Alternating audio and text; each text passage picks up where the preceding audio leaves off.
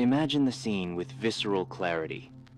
You find yourself in the forgotten interior of a house, enveloped by the musty smell of decades and the dust that documents the slow march of time. In your eccentric uncle's basement, he, a collector of marginalia, of alchemy books, and of all the improbable theories humanity has produced about its own finitude. Amidst worm-eaten boxes and dust-laden objects older than you could ever count, your hands retrieve a heavy chest with bronze fittings that seem to have withstood the weight of human history itself. When forced open, the chest reveals not gold, but something infinitely more valuable. A small transparent bottle containing a liquid that not only reflects light but seems to emanate it, as if it had swallowed and retained a pure piece of the sun.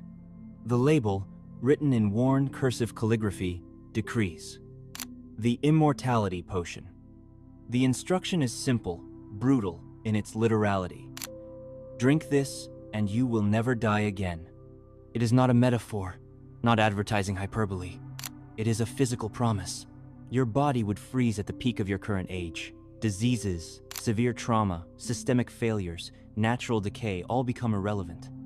You would transform into a fixed point, an anchor of vitality in a fluid reality that will inexorably continue to age around you.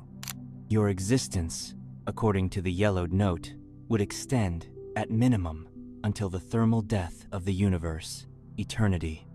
And, at the peak of your consciousness, a single question hovers, silent, yet bearing the weight of all future millennia. Would you take it? For most of our lives, we are trained to treat death as the absolute enemy, the great aggressor.